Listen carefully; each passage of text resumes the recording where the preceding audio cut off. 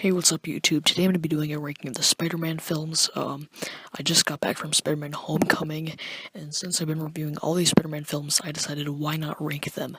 So I'm going to be ranking them from worst to best, all 6 of them, and yeah. So let's start off with number 6. At number 6 we have The Amazing Spider-Man. The Amazing Spider-Man is just a slow, sluggish reboot. It's a pretty boring movie, and I mean, it's not terrible. It has some good parts in it. Gwen Stacy and Andrew Garfield's portrayal as Spider-Man, but not as Peter Parker. As Peter Parker, Andrew Garfield sucks. But in The Amazing Spider-Man, it's just a pretty boring reboot origin story. I'm always reminding myself that I could be watching the original Spider-Man, because it's a much better told origin story. Spider-Man, and they basically retread everything from that movie, except in a worse way. So yeah, Amazing Spider-Man, it has some good parts, but it's just overall a boring movie with the bad villain. Not a big fan of it. At number 5 here we have, Spider-Man 3. Spider-Man 3 is a meh movie, you know. I mean, it's got a lot of good parts in it, but it's got a lot of bad parts in it. Venom, emo Peter Parker, and it just got a lot of bad stuff in it, so yeah. But I mean, it does got New Goblin, and it has some awesome scenes, but I mean, it's just a really messy film with too many plots and too many characters, too many villains, so yeah. I enjoy a lot of the movie, but a lot of the movie is bad, and it's just a meh film, you know. At number 4 here we have The Amazing Spider-Man 2. The Amazing Spider-Man 2 is not a bad movie in my opinion. It's just an okay movie. I don't think it's that bad.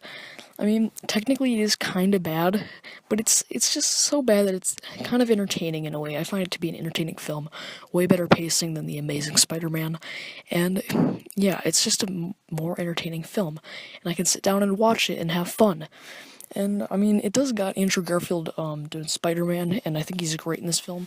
Definitely Andrew Garfield's best performance, and it's got Gwen Stacy, and it's just got some good action scenes. I like the theme, and Amazing Spider-Man 2, yes, it's got flaws, but it has some good parts in it, and I think it's an enjoyable movie. At number 3 here we have SpiderMan Homecoming. So I'm going to be talking spoilers for this one, but before I do spoilers, I'm just going to say that I like the film. It's a pretty good film, but I didn't love it.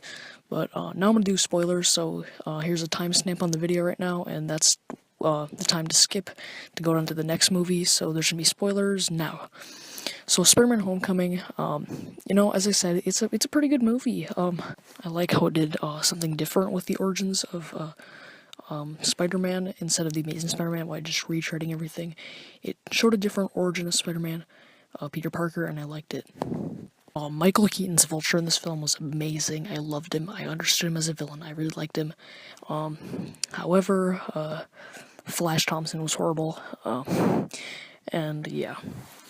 But I did enjoy most of the other characters, like Peter's friend, and I enjoyed him. He was funny, especially his porn joke. That was funny. And I mean, I did enjoy. I really liked the reveal with the Vulture being Peter's love interest, Peter's crush, kind of her father. That was like so amazing. Probably my favorite scene in the movie. I really enjoyed that reveal. It was just so awesome. And I love that scene. The whole car ride, it's just so much tension. And yeah.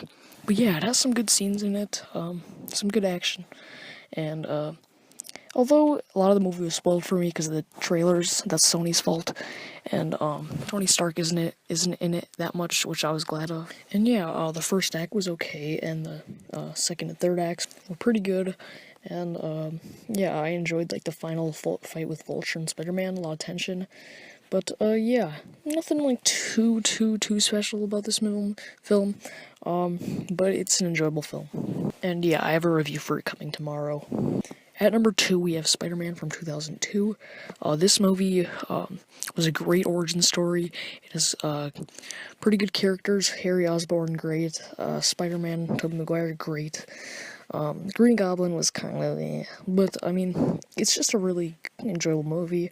I enjoy it. It's a great origin story, and great start to the Tobey Maguire films, so yeah. Pretty good film. At number 1, we have Spider-Man 2. Spider-Man 2 is amazing. It's so good. My favorite Marvel movie. I just love Spider-Man 2. It takes the first Spider-Man film and ups the emotion, ups the characters. It's a character-building film, and it's amazing. The train fight is amazing. Spider-Man 2 is just filled with so much greatness, and it's just an amazing movie. I just love it, and it just has a lot of amazing stuff in it, so Spider-Man 2 is definitely the best. Tobey Maguire's Spider-Man, amazing, and Spider-Man 2 is just so good. I just love it so much. So that's my ranking of the Spider-Man films. I hope you enjoyed it. We'll have a review for Homecoming tomorrow. So yeah, saw it opening night, July 6th, 7 p.m. And yeah, I enjoyed Homecoming, so I'll have a review for it tomorrow. So yeah, it was just my ranking, and that's all I gotta say. So see you next time.